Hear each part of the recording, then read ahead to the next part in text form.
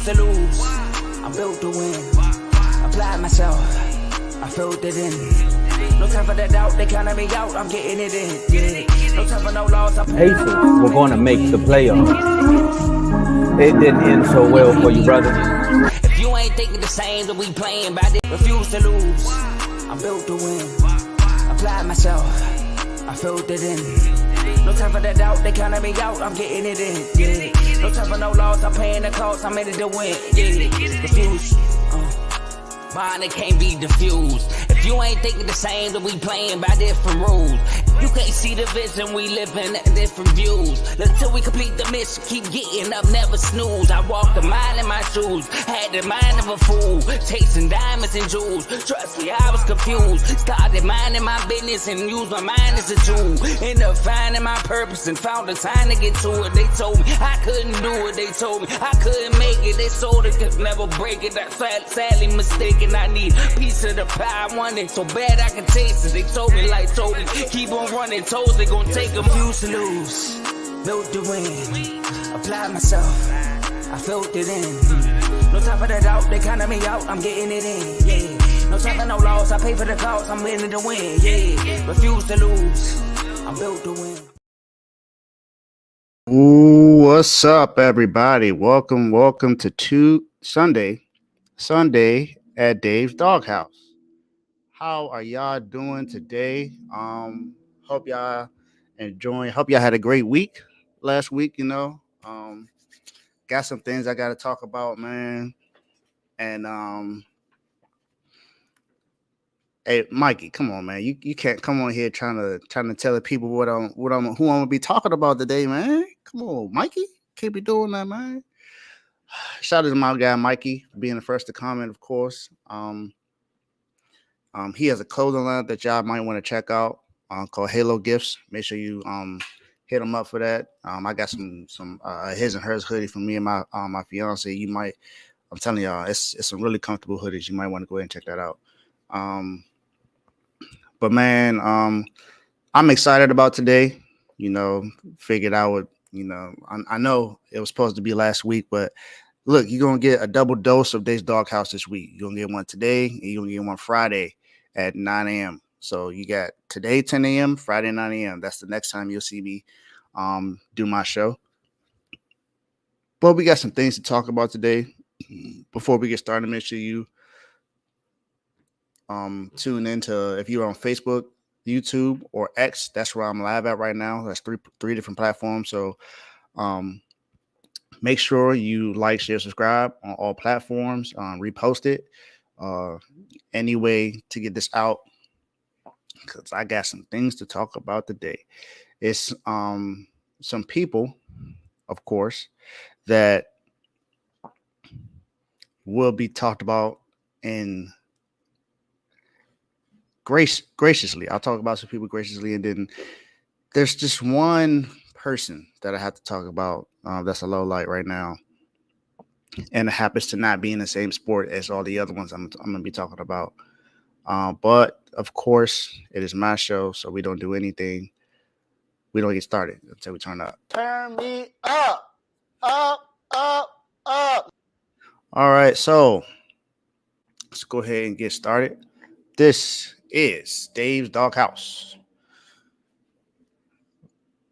And as I said before, it's just one person that I got to talk about today. Someone that was brought to my attention in baseball. He plays for one of the best teams in baseball, which is crazy that I even have to talk about this guy in the bad way. But he just has not been playing well this year. This guy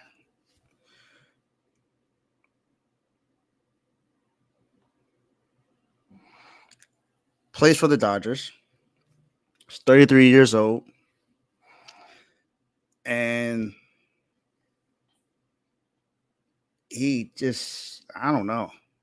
His team is winning, but it is in spite of him. You know how people say that, they win in spite of the coaches, in spite of their star player. They are winning in spite of him. And his name is Chris Taylor. Chris Taylor plays for the Los Angeles Dodgers. And we all know this team has been talked about as one of the best teams in baseball, a team that could possibly win the World Series. They went out and had some huge signs in the offseason, but he has not played particularly well at all this year.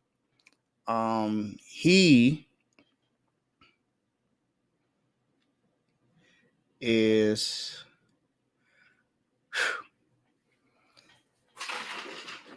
he only has 8 hits and 74 at bats this season.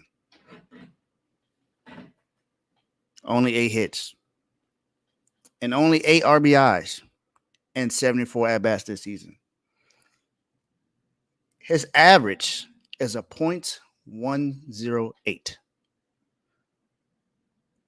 I don't know if y'all heard that correctly. His average is .108.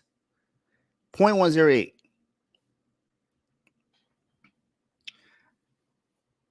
That is 10%. 10.8%. Hey, hello, my love. Hello, my love. 10.8%. That is beyond terrible in baseball. He may be batting the worst in baseball. There was at one point he had missed his last 77 at-bats.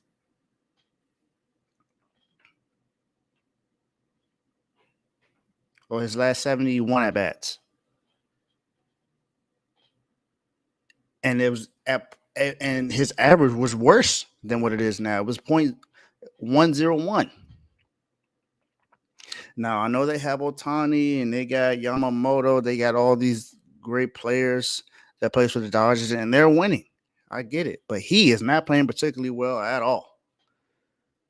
So he's either going to have to get it together, or maybe they need to make some kind of movements to get him out of that slump. Maybe they need to send him down to AAA to get him back into where he needs. Maybe he needs to be designated for assignment. I don't know. But my baseball heads, you tell me what you believe needs to happen to this guy. So I mean, as bad as he's playing, I'm almost certain no one's going to try to trade for him. So I know that's not going to happen. And if no one's going to trade for him, then what's next? I mean, I don't think you cut the guy because I mean he's been in the league long enough. So it's not like he's ultra bad. It's not like he's the worst player in baseball. But his career batting average is at 25, so it's not great, but it's not terrible either. And it looks like he's on pace to have his worst season since 2015 when he played for the Seattle Mariners. So I'm not sure what he needs to do to get out of his slump, but he needs to do something to get out of what he's doing right now. And then even in 2015, I mean, he didn't have that many at-bats in that season. He only had 94 at-bats. He only had 16 hits out of that and only 1 RBI. So that's crazy. But right now he's on pace to have a worse season than that. And he has much less at-bats than now. So, Chris Taylor, you are the only one to be featured in the doghouse this week. So you got to get it together, my guy. So Chris Taylor, you're in the doghouse. My guy, you in the doghouse. Man, I swear that call never gets old. All right. Mikey, if you're still paying attention, don't go nowhere. You might want to hear what I got to say in these 6 people that I got to talk about, because this is all strictly basketball right now. I know there are other sports that are going on right now, but basketball is kind of what I want to focus on today. As far as dogs of the week. So dogs of the week. Oh, okay. You still here? Just making sure you're still watching. Making sure you're still watching, my guy. Cool. You're going to like this first one, Mikey. You really are. So, first up, this player was drafted out of Duke University.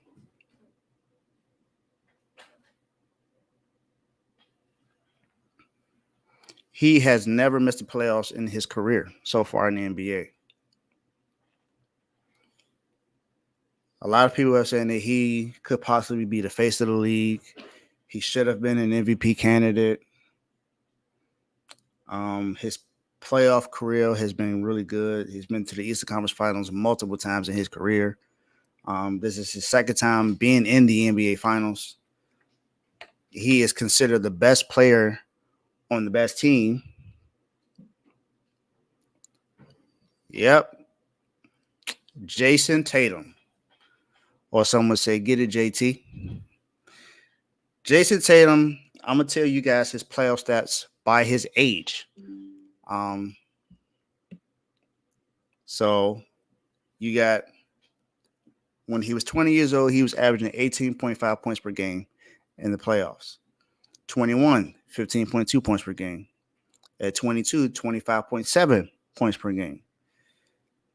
23, 30.6 points per game. At 24, he was averaging about 25.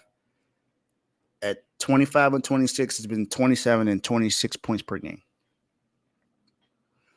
He's in his playoff career, he's averaging 24 points per game, 8 rebounds, 5 assists, a steal, shooting 45, 35, 83 splits.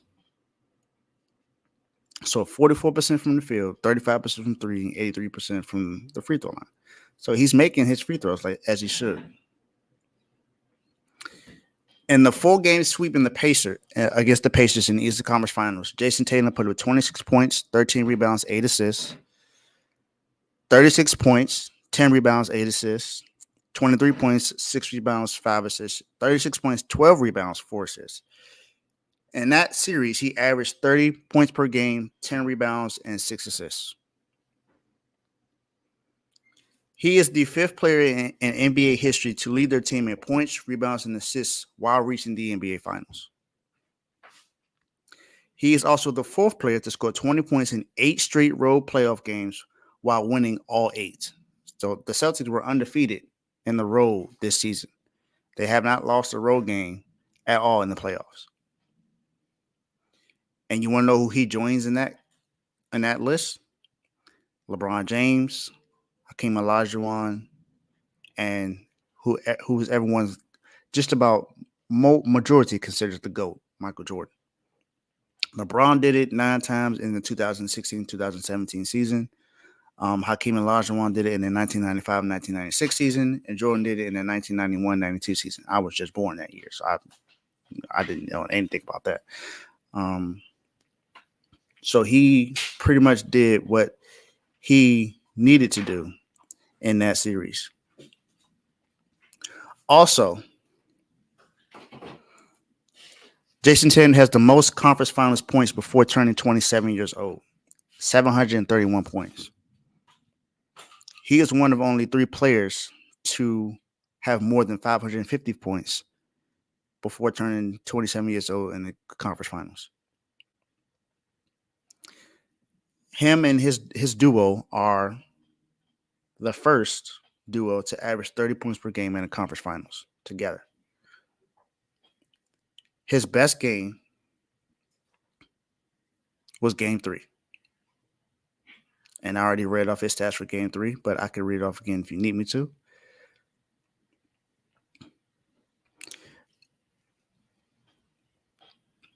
$36 points, 10 rebounds, 8 assists. Best game was game 3. He balled out in that game. Did everything he needed to do to lead his team to the NBA Finals, and that's where the Boston Celtics are right now. They will be facing the Dallas Mavericks. So as far as I am concerned, he deserves to be here because he is the leader of this team, best player, and look at where they are. Jason Tatum, welcome to the Dogs.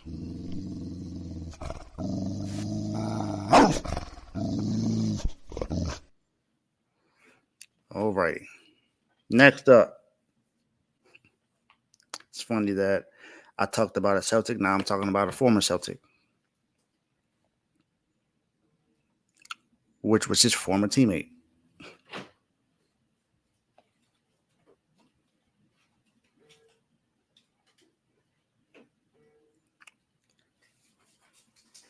This player also went to the University of Duke. Drafted #1 overall by the Cleveland Cavaliers.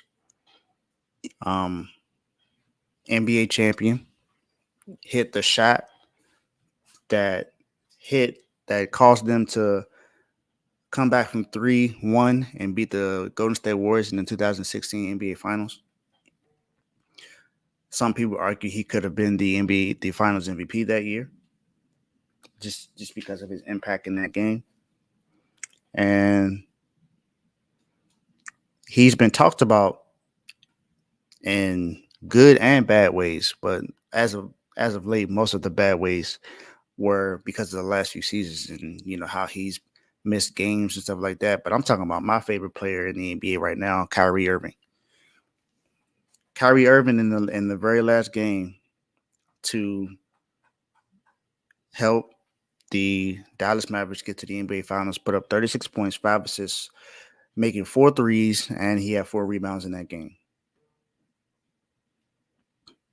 The Mavs had a heck of a playoff run, beating the Oklahoma City, beat the #1 overall defense in the NBA, which is the Minnesota Timberwolves. It's becoming a heck of a run for the Dallas Mavericks. But let me just talk about Kyrie right now. This playoffs, he's averaging about 23 points per game, 5 assists, 4 rebounds. And this is in 17 games they played so far in the playoffs. In the Western Conference Finals, he averaged 27 points, 4 assists, 3 rebounds in 5 games. He is averaging over 50% from the field, just about over 50%, well, almost 50% from 3. And because of 2 games, it goes down, but he almost shot perfectly from the free throw line. But there was one game he shot 2 for 5, which was, I believe that was game 4. He shot 2 for 5 from the free throw line and only made 40% of those. In those games, he put up 36 points, 16 points. That was in game 4, of course. 33, 20, and 30. They won that series 4-1. Kyrie Irving is masterful. I think a lot of people don't realize that Kyrie Irving is naturally left-handed. So when he makes these left-handed shots, that's just his natural hand. He shoots a lot with his right hand because that's the way he was taught, as a basketball player. Up.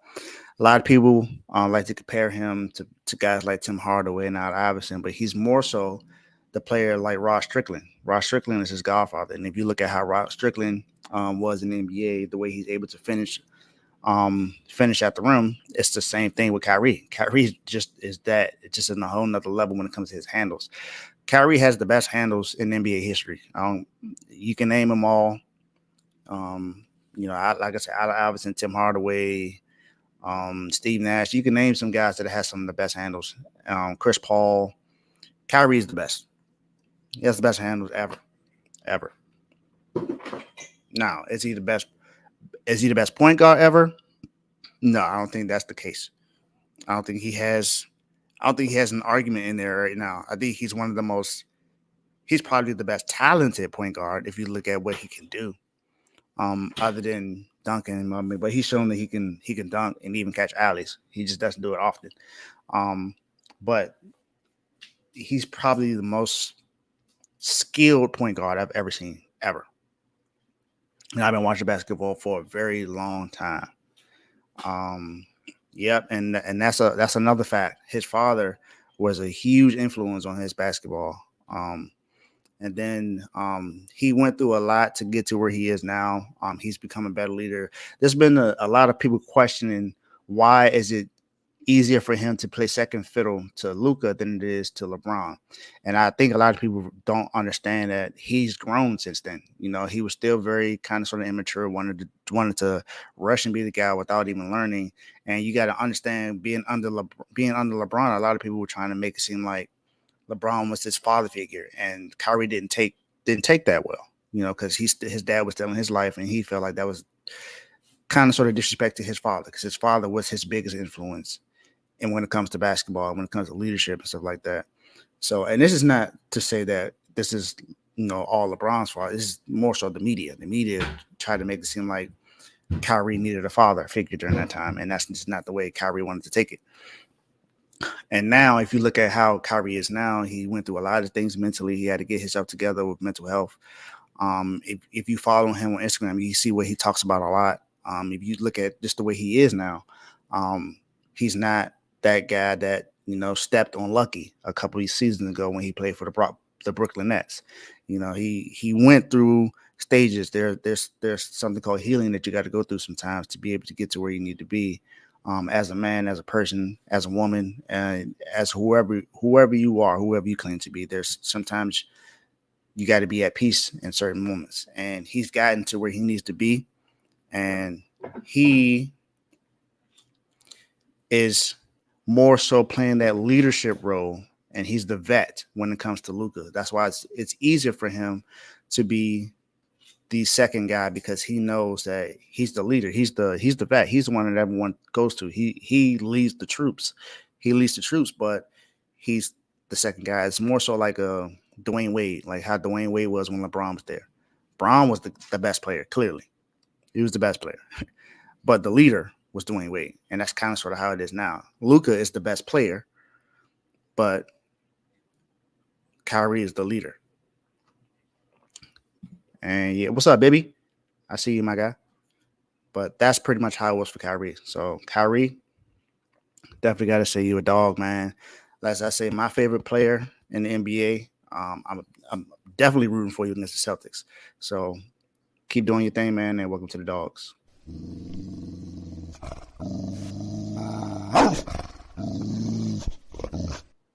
All right, and now I'm going to take a little quick commercial break. I'll see you in a second.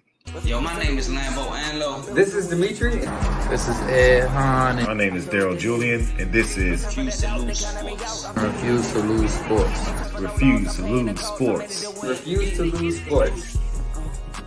Mine, it can't be diffused. If you ain't thinking the same, then we playing by different rules.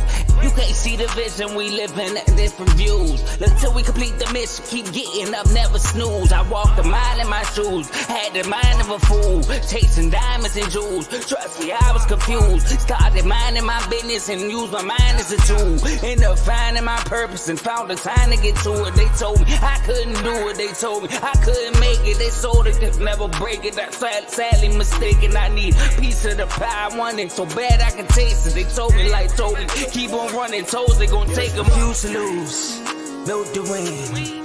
Apply myself, I felt it in.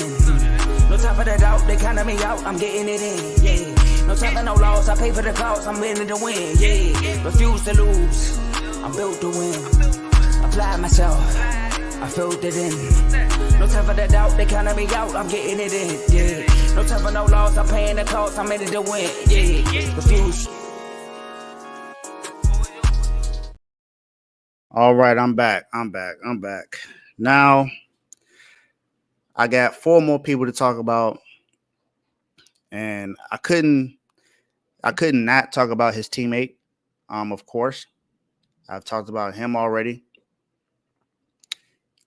He is a grad student, one of the most intelligent NBA players, one of the most intelligent players ever.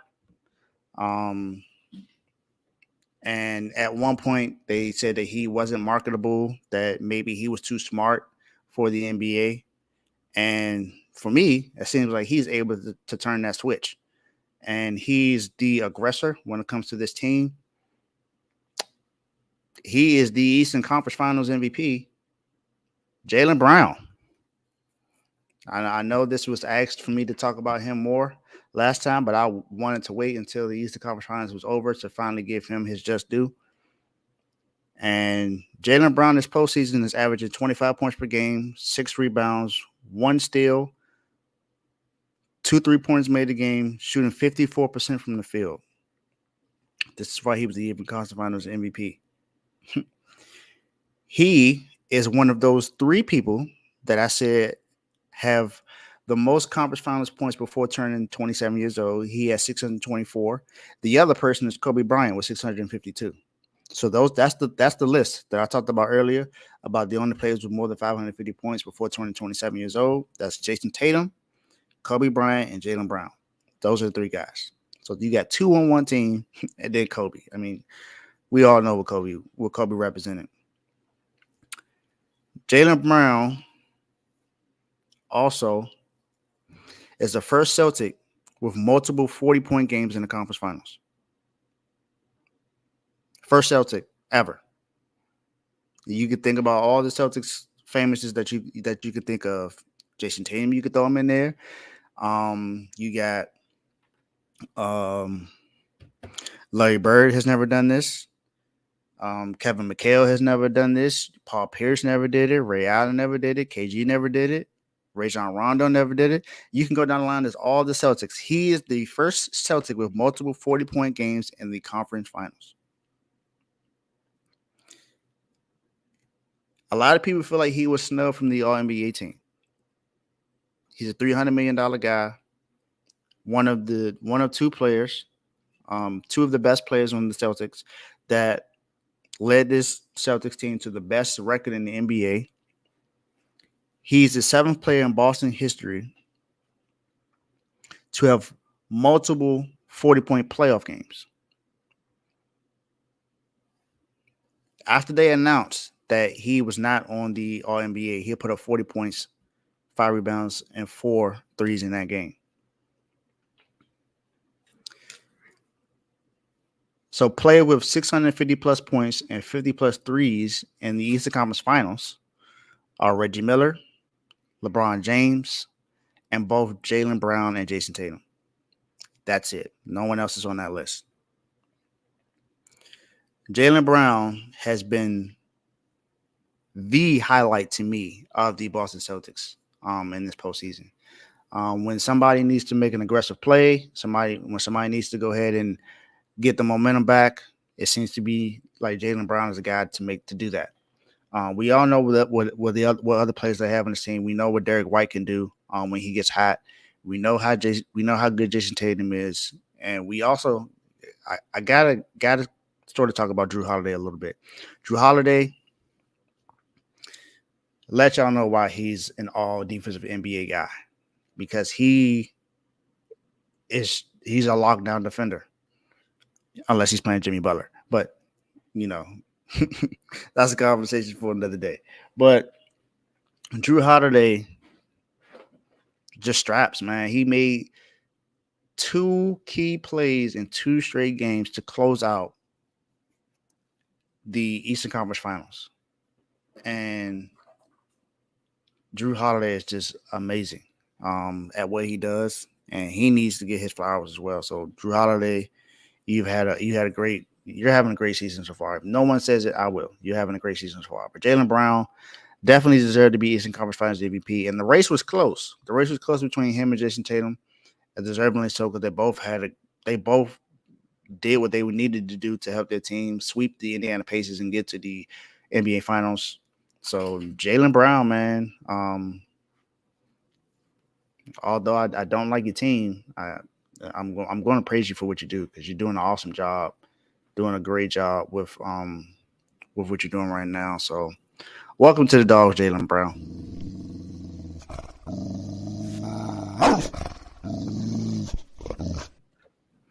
Okay, now I got to talk about the guy for the Dallas Mavericks out of Slovenia. As Bibi would say, the beer lager.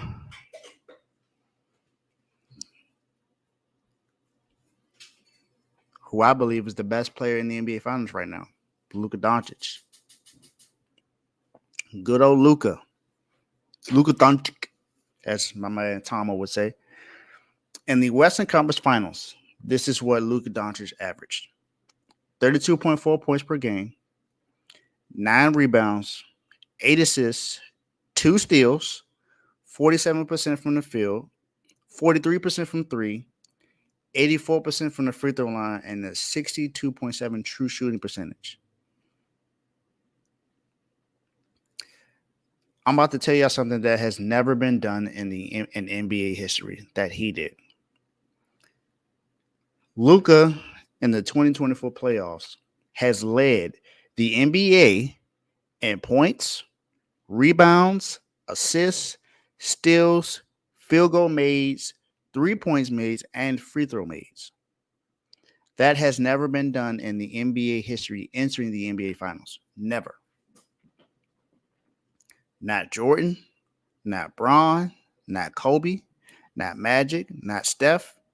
None of the guys that you consider the GOAT or are considered as greats has ever done this. He's the first player ever to do this. That lets you know how great Luka Doncic is. And this is along with Jason Kidd becoming the first person ever to reach the NBA Finals as a player and a coach for the same team.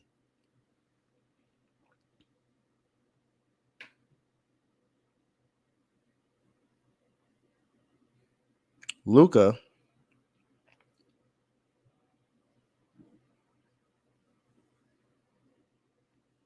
has played lights out this playoffs, and he is the Western Conference Finals MVP. So it was only right that I laid it out that way. I led it to the two guys that were on the team where it's considered the best or second best player, and then the other two guys that won a conference finals MVP to be talked about afterwards. But Luka, there were talks about his intangibles. There were talks about his effort when it comes to defense. Luka played hurt this entire time. His knees were bleeding, literally bleeding during the conference finals, going up against Ant and Cat and Rudy Gobert and Jaden McDaniels and Alexander Walker and Mike Conley. And it didn't stop him from doing what he needed to do. He played against a great defensive team in Oklahoma and LKC, and he got them out of there, and he dominated that. Then in this series against Ant, who everyone was comparing to Jordan, everyone was comparing to Dwayne Wade and Kobe and Bron, got him out of the finals now too. We saw the shot he put over when he made Rudy Gobert dance on the floor. In the very last game, in the first quarter, he outscored the Timberwolves by himself. He had 20 points. The Timberwolves had 18. Luka is ridiculous. He really has an opportunity to be considered the best player in the NBA just because he got it. If he wins the championship and wins the Finals MVP, it's going to be a little hard to argue. I know that he doesn't have a regular season MVP, but it's not because of him. It's because the team's record. You know, the team, they were 5th in the West. They went from 8th to 5th in the West, and you know they just didn't have that record. You at least have to be top 3 in your conference to be, you know, MVP, because Jokic got it again for the 3rd time. I'm not saying he didn't deserve it, because he did. He had SGA, who had the number 1 seed, who was right there at number 2, and then Luka was 3rd. So Luka is just ridiculously good. He put on a masterful performance in the conference finals to where you have to put him in that conversation. If you didn't already have him there, he gave you no choice to put you in that conversation, put him in that conversation as the best player in the NBA. Because if we talked about this before, there's no definitive guy that's dominated like LeBron has, or like Jordan did, or like Kobe did. You know, when it was their time, there was no one else at the time that was really that really in the argument for real. They let you know that they were the best. And a lot of people like to talk about how lazy Luka's defense was. Well, he ain't been lazy defensively this time. He's made key plays. He, stopped an alley-oop, had a couple of blocks that was key, some key steals, hustle. Look, Luka wants to win. They beat the number one team in the West. They beat the number one defense in the West, in the NBA as well. Now they got to go against the number one team in the NBA. So it's going to be a fun finals to watch.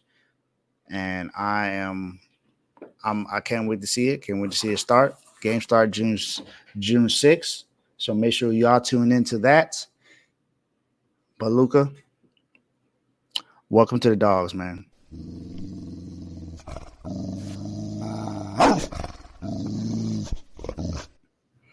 All right, now I got to talk about two other ballers, but in the WNBA.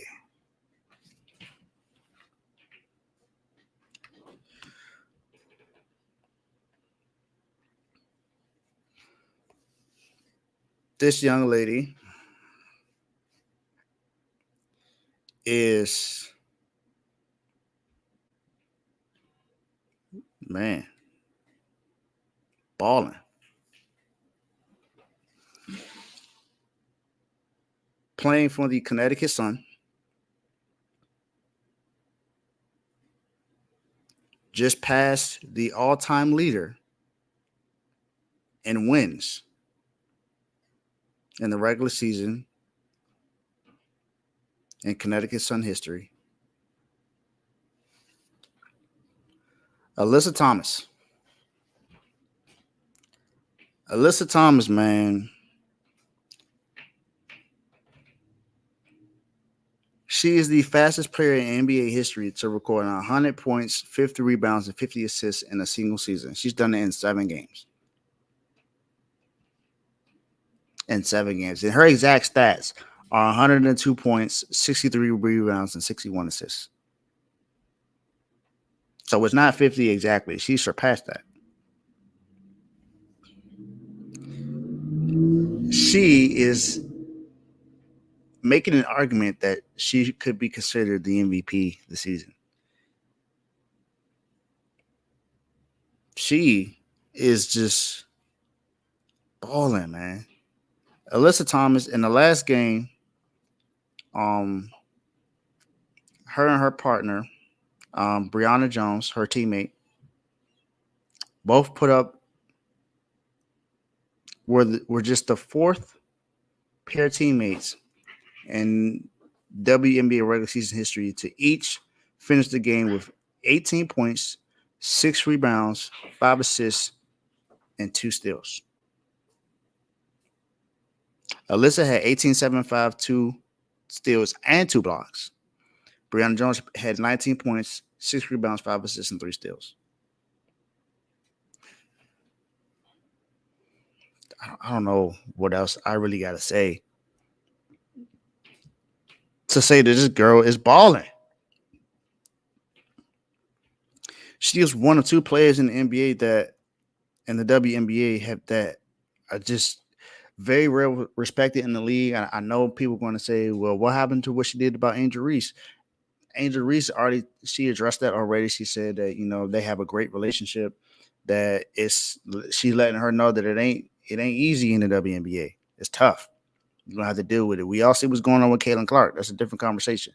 But Alyssa Thomas is one of the vets in the NBA that a lot of the women respect and a lot of the women look up to. And she's showing it this year.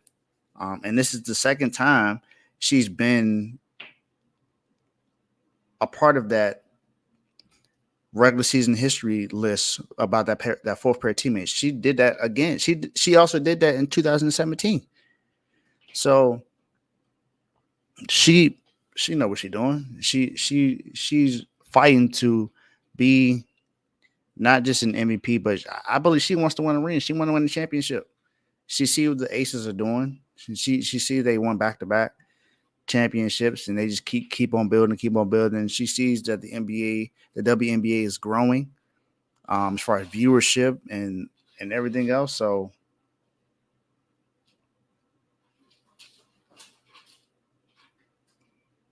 let's just hope she continues to be great and dominate.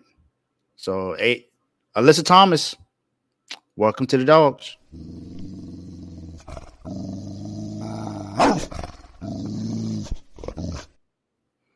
And last but not least, I was already talking about her team, so I got to talk about her. Got a deal now. Finally got a deal with Nike. And her shoe will debut in 2025 called the A1. Asia Wilson, back-to-back WNBA champion. Back-to-back WNBA champion Asia Wilson. This season, in the season opener, she dominated. She put up 30 points, 13 rebounds, 5 assists, 3 blocks. Nothing new for the two-time champ, you know. And then her and her teammate both scored 20 points in the same game 26 times this year. Second most by duo in WNBA history. This season, she's averaging 25 points per game. And she is one of 3 teammates that are averaging 20-plus points per game, which is the first time that's happened in the first 4 games of a WNBA season. Her last game, she put up 29 points, 15 rebounds, 3 assists, 2 steals, and 4 blocks. 4th player in WNBA regular season history with those stats in the game, joining Lisa Leslie, Candace Parker, and Sylvia Fowles. We know what those 3 ladies represent. And she's also put herself in that conversation. She's also in that conversation for WNBA MVP, and I think she's leading it right now. Asia Wilson is a dog. She's always been that.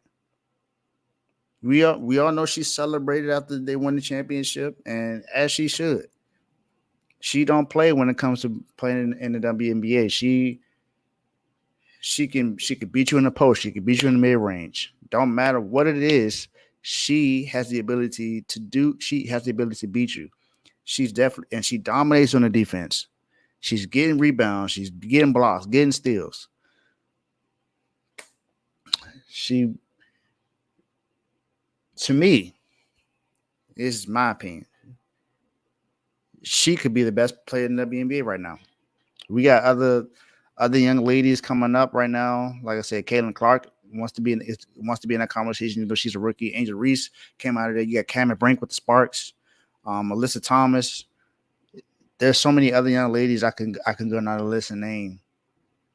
But Asia Wilson to me is the best right now.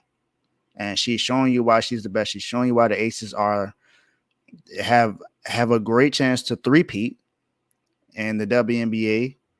And it may be the very first three-peat we've seen since the Lakers in basketball. So we will see if that's exactly what happens with Asia Wilson and the Aces. But Asia Wilson, keep on dominating, keep on doing your thing, ball out. Just lose when you play against the Mystics, please. And yeah, just congratulations.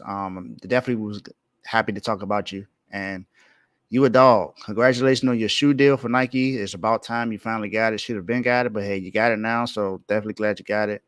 And welcome to the Dogs.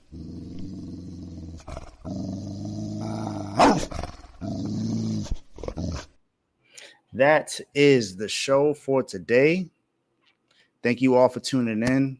Make sure you tune into all the other shows this week. Make sure you tune into R2L tomorrow live at 7 p.m.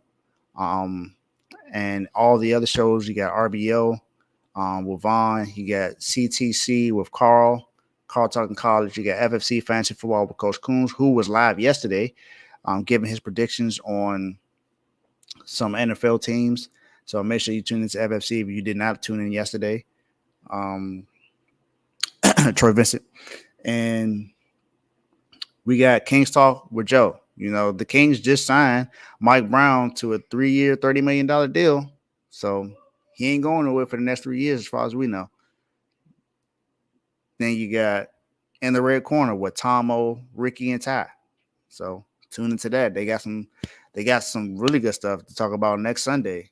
Or I believe it's this Sunday. This Sunday or next Sunday, they got some things to talk about when it comes to Canelo, and shoot, they may be talking about what happened to Deontay Wilder last night. Deontay Wilder got knocked out in the 5th round. So you probably got that coming. Man, all these shows that are on the show, man, and then you got, I can't forget about BWT Baseball with Teddy. My guy Teddy. Always doing his thing when it comes to baseball. Yankees fan, unfortunately, but always talks about everything that's related to baseball. They have now put the Negro League stats into baseball, so now it's a huge thing in baseball, man. So if you have not paid attention to anything in baseball, tune in BWT. He will teach you more. And then, of course, the R2L regular show, Refuse to Lose. So tune into that. Tune into all the shows. Thank you all for listening, and y'all have a great day. Peace.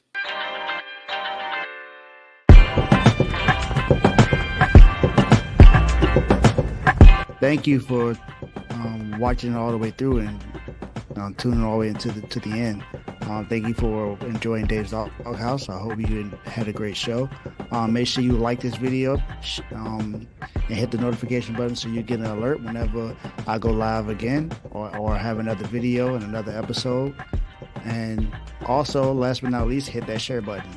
If you enjoyed this and you think someone else will enjoy it, share it. And also, thank you again for, tuning into this episode. And I'll see you next time. My guy, you in the doghouse.